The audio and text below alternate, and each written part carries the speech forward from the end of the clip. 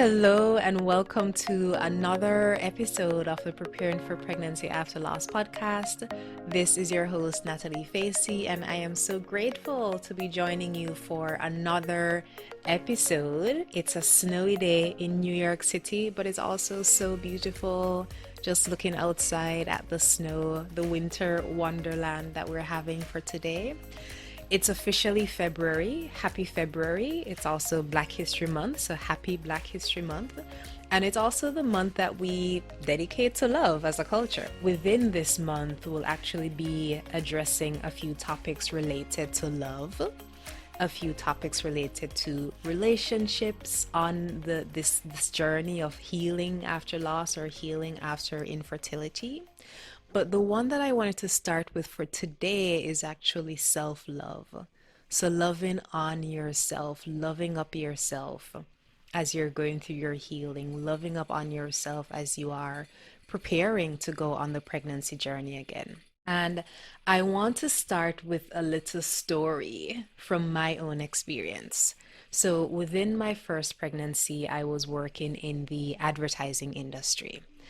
And I remember that while I was pregnant, I would become so exhausted during the day, like around 2 in the afternoon, like after lunch, I could not function as the afternoon was progressing. We had a quiet room in my office, this really sizable room where the lights were always dimmed. There really was no one in the quiet room talking because you're not supposed to talk in a quiet room. So it was really for people who wanted to have a break from work and wanted to be in a quiet space, who wanted to do work on their own. I would go in the quiet room around the same time every single day because my body was just like, all right, we're done, we need a break. And I would take naps in the quiet room while I was pregnant, about like 20, 30-minute naps. And after those naps, I would feel so refreshed, like I was starting the day all over again.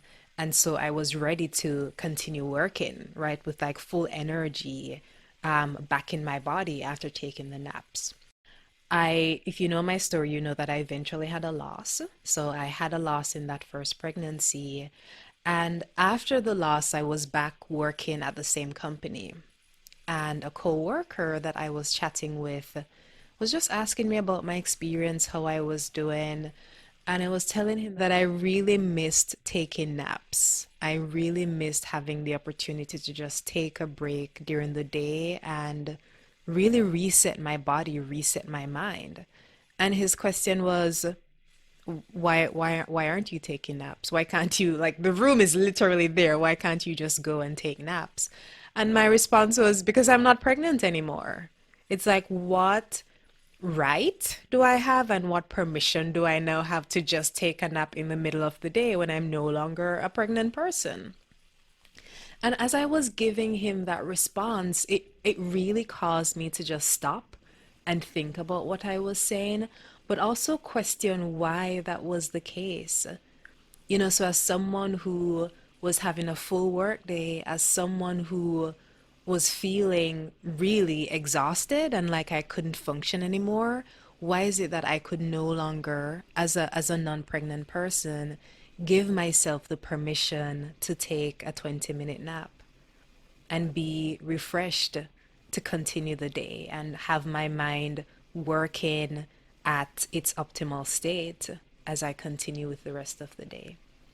I've held on to this story for so long because it really stuck with me. And I realized that as people on this journey of pregnancy after loss or pregnancy after infertility, we may go through similar experiences in the sense that it is the pregnancy that gives us the permission to take care of ourselves, and it is the pregnancy that gives us the permission to ask for what we want.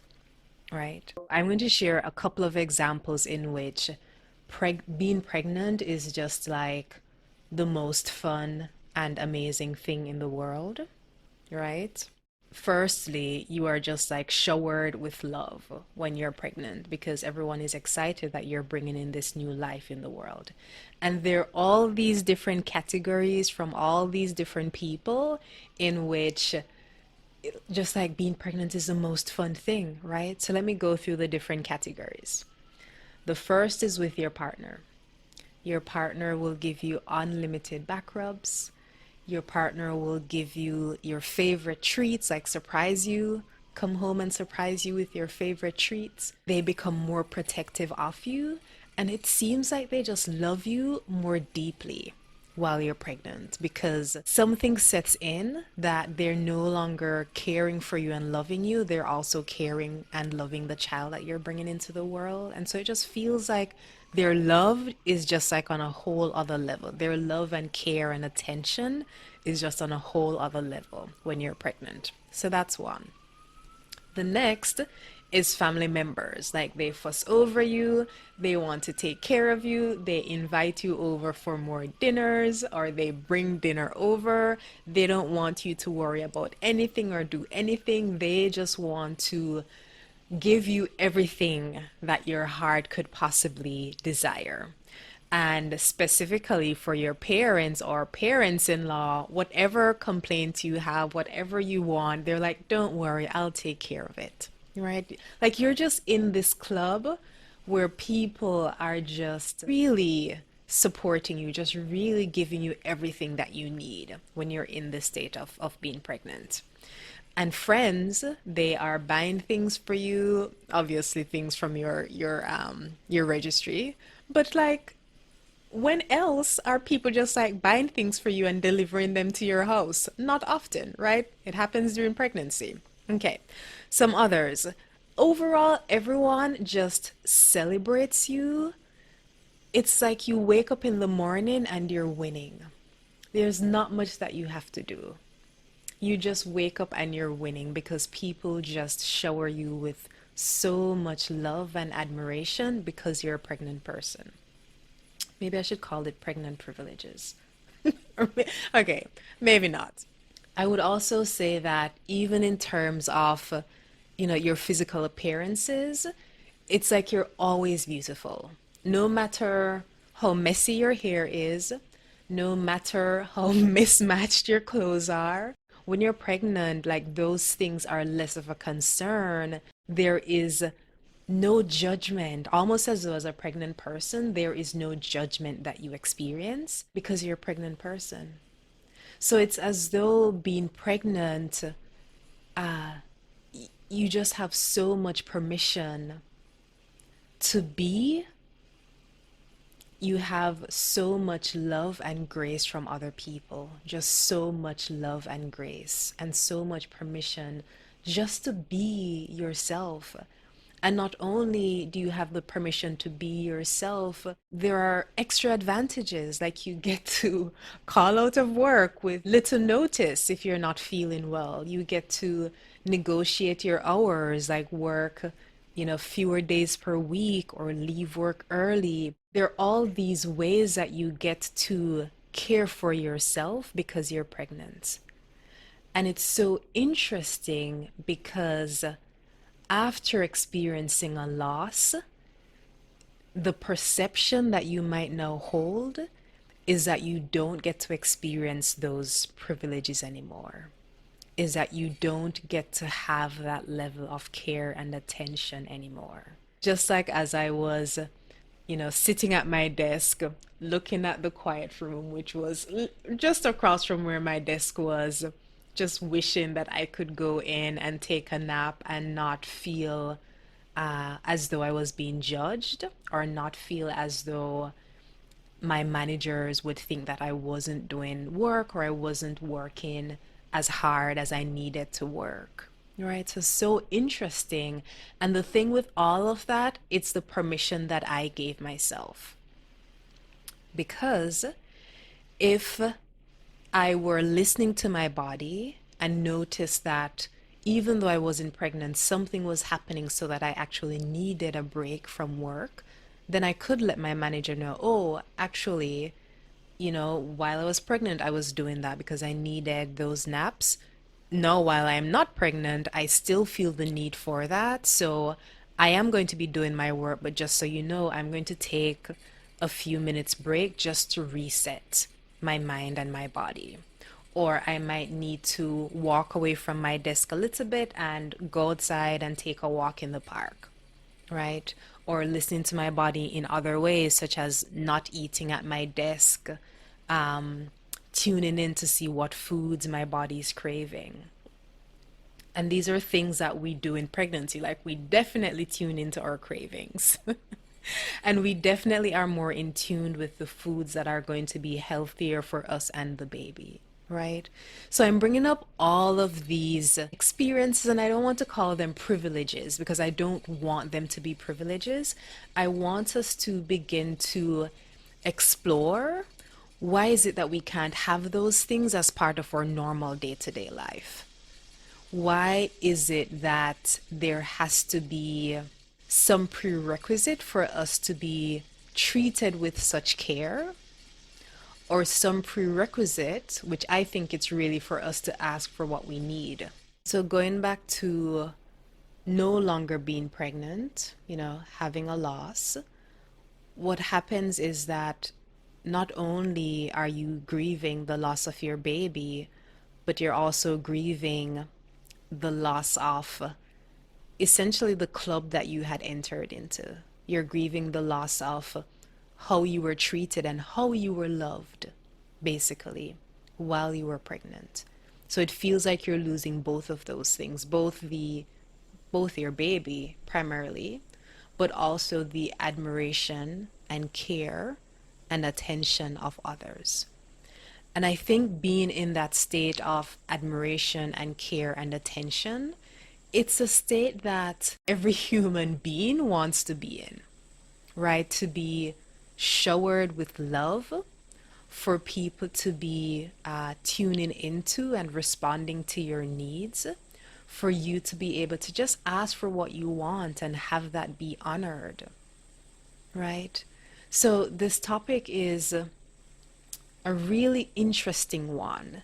And I'm not going to focus on what other people do for you, because I think that if people love you, they just ought to love you unconditionally. Like if your parents and family members and friends, like they just ought to love you unconditionally, right? And they should support and care for you to the extent that they are able to do so, right? To the extent that they can do so while still honoring themselves. What I really want us to focus our attention on today is how might you be holding back love from yourself? How might you be holding an agreement that in order for you to deserve unconditional love, in order for you to ask for the time off that you want, in order for you to take care of your body the way that your body needs to be taken care of, in order for you to say no when you don't want to honor a request, do you have to be a pregnant person to do that? Right? What this is reminding me of is I thought I was pregnant. This was sometime last year. I did some cleanse that like reset my body, and I swore for like a hot, really 2 weeks that I was pregnant. I was not. Definitely the cleanse that reset my body. But during that time, I was so in tune with my body and I was so in love with myself. Like when I was taking a shower, I was just being so gentle and so kind with myself. I was going to bed on time, which do not currently do that. I was going to bed on time. I was eating like whole meals. I wasn't missing any meal. It was like the best 2 weeks I had had in a long time because it was like, all right, it's not just me anymore. I can't be like running this rugged life anymore, going to bed late and waking up all kinds of hours. I can't be doing that anymore. I'm not going to be stressing myself. I was just like in this state of zen and care and just like I was so gentle with myself. And then when my period came, I was like, oh, I guess I'm not pregnant. And I went back to being my normal self, you know? which I'm going to admit that I don't always go to bed on time. That is the norm. Um, but that was really interesting. And so when I went back to my normal non-pregnant self, um, the rules are different. It's like I don't prioritize the things that I would prioritize when I'm pregnant. And so I am going to pose the same question to you. What do you prioritize as a pregnant person versus what you prioritize as a non-pregnant person? How do you care for yourself and honor your own needs when you are pregnant, meaning when you know that you're holding, um, the life of your baby inside of you, versus how you take care of yourself and honor yourself when that's not the case. And again, the reason why I'm bringing this topic up is because um, so much of what we're taught in this society is that there needs to be some exchange. There needs to be something that we do, something that we give in order for us to be loved, in order for us to be cared for, right? And so at work, when we look to negotiate an easier work schedule, whether it's like leaving early or working from home a few more days per week, it's baby in exchange for schedule, right? Or when we are cared for on a deeper level by our family members and partners and friends and the other people around us, it's baby in exchange for those things. Or at least that's our perception. That's our perception that in this body we have to be giving something in exchange of care and in exchange of the love. And that is what I want to challenge, and that is what I want you to challenge. Because right now you might not be pregnant. Right now you might be on the fertility journey, meaning you might have been having challenges becoming pregnant. Or you might just feel within your body and your soul that you're not ready and you just need to focus on your healing, right? And so in this state of not being pregnant, is it that you don't deserve as much love and care and attention as you would deserve when you're pregnant? And why is that the case if you don't deserve as much love? Right? So in this month that we dedicate to love, you might be having some difficult emotions come up. Right? You might be having some difficult emotions come up about how deserving you are of love. And what I know for sure, actually, when I was trained as a coach, I used to call myself a teacher of love because I was trained in the Love Yourself, Heal Your Life philosophy of Louise Hay. And if you've read any of Louise's books, like you know that what she teaches about, preaches about, is how self-love, love of ourself, is how healing that is. Like healing on a physical level. Because what the state of dis-ease that we experience in our bodies is from the emotions that we're holding in our bodies relating to unlovingness or unforgiveness, right? So we can go much deeper on this topic of self-love, self-compassion, and why it's so important. But I'm just going to like not go that deep today because I just want to start here with what is it that you are holding yourself back from experiencing because you're not pregnant anymore or you're not pregnant yet. And I want to remind you that that does not have to be the case because you are worthy of love just because you exist. You are worthy of love and care and attention just because you exist. And so if having experienced a loss has caused you to retreat in your life, has caused you to feel small, has caused you to feel afraid of asking for what you want, has caused you to feel afraid of saying, no, that doesn't resonate with me, and so I'm not going to be a part of that or help with that project or whatever. If having a loss has caused you to hold back love from yourself and has caused you to no longer honor your own needs, then we need to look at that. Because you deserve love and attention, not because you're going to have a baby, not because you're trying to get pregnant, but because you exist. You are already worthy. You are already worthy. So maybe as we're here today, this might be the first time that you've even thought of the fact that you might be holding back love from yourself, right?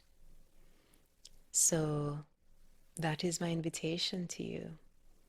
Explore in what ways you might be holding back love from yourself. Is it in, like me, the time that you go to bed? Is it in the types of food that you choose or don't choose? Is it in not asking for what you want? Is it in not honoring yourself, not listening to your body and knowing when you've had enough for the day or when your body actually needs more care? Your body needs a rest. Your body needs a reset, right? Is it in not asking for that raise? Is it in not asking for the ability to have a more flexible work schedule? In what ways has the experience that you've gone through impacted your ability to honor your needs and impacted your belief in your inherent self-worth, your belief in your ability and worthiness to be honored the way that you want to be honored, right? So even if we go back to the different categories, one of the first ones I mentioned was with your partner. Even with your partner, you might still want back rubs and foot rubs, but you might not want to ask because you think that no, that you're not pregnant, like you should be okay. I remember that this is after the first loss. This is while we were still in the hospital, and I had just delivered the baby, Natalia. And there was a lovely woman who came in the room who we're actually still in touch with. I remember telling her that I just loved when Jose would kiss my belly. Like it felt so loving when he would kiss my belly. And she said, well, he can still do that. And I thought, oh, yeah, he can still do that. And how beautiful would that be for him to still do that, right? I don't remember if I had actually asked him to do that, but you know, obviously there's so many examples of things or experiences that I decided were no longer appropriate because I had the loss, right? Like napping in the middle of the day and asking my husband to kiss my belly. I actually didn't ask him. He just like did it because he liked connecting with the baby in that way. So for you, maybe it could be a back rub or a foot rub or asking if your husband, can make dinner or bring home a special treat for you. I think that it really starts with you. I think it starts with what do you feel that you are worthy of asking for? And because you feel that you are still worthy, regardless of whether or not you're pregnant, regardless of when you are ready to try again, because you are still worthy, just because you exist, then you're comfortable asking for what you want or what you need, right? So it all starts with you. And the reason for this entire podcast is just to highlight ways in which you might be holding back love from yourself, and so that you get to intentionally shower yourself with love. You get to intentionally create ways that you can be cared for as long as you identify those needs, right? And so if we think of the example with your boss or your company, if it's that you would actually appreciate a new work arrangement, then you can ask for that work arrangement whether or not you're now pregnant. As long as you have your rationale, as long as you're still honoring the needs of the company, which is like getting your work done on time and still doing it well, then you get to negotiate that because it's something that's important to you, right? So, yes, that is the topic for today. Ways in which we get to love and be loved unconditionally. Ways in which we get to love ourselves unconditionally without the prerequisite of being a parent or being pregnant, and allow others to love us by letting them know what our needs are or letting them know what our desires are. And as long as those are things that they can honor, then essentially giving them an opportunity to honor that, right? Because people likely won't know what you want unless you're asking. But you're not asking because you don't feel as though you deserve it. And so this is a reminder that you are deserving, you are worthy. You don't have to be pregnant to throw a party or to walk out of the house with your messy hair, don't care, and still feel beautiful. To look at yourself in the mirror, judgment free, with whatever the state of your belly is.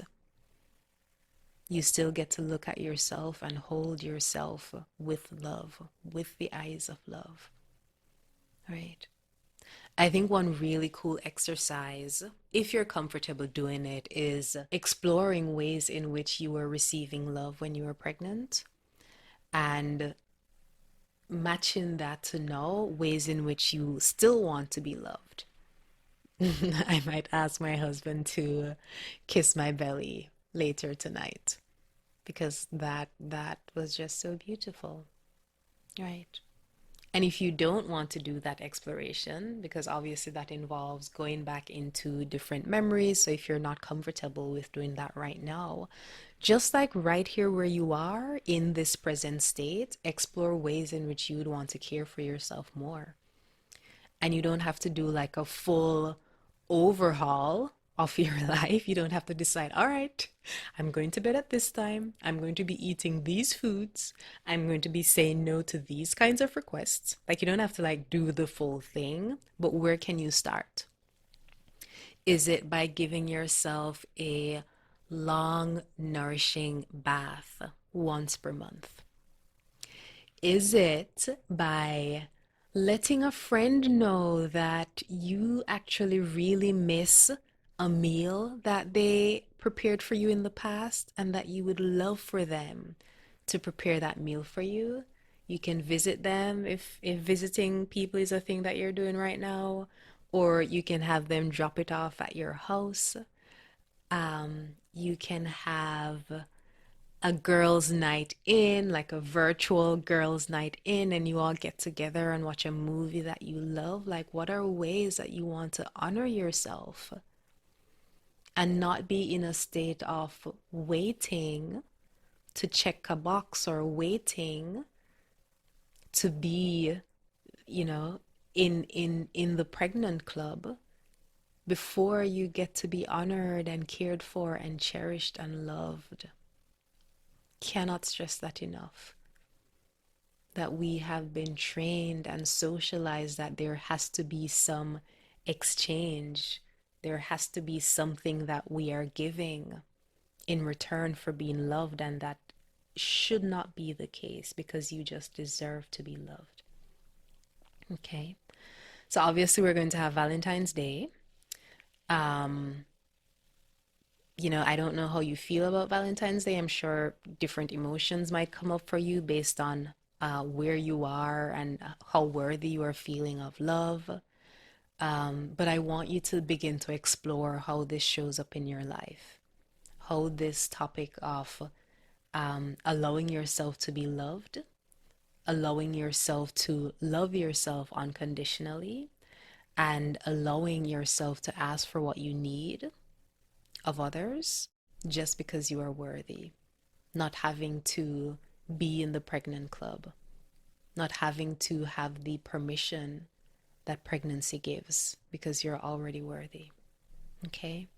So that was our chat for today. I hope that this was meaningful for you. Obviously, there are other ways to go deeper. So if you've been listening to me for a while, you know that I have a private community, the Birthware community on Facebook. So definitely hop over if you're not already a member. I lead a Birth Warrior Wednesday every Wednesday at 6 p.m. Eastern Standard Time. The replays are always available inside of the community, but it's always good to join live because then you can ask your questions and they're going to be answered by me.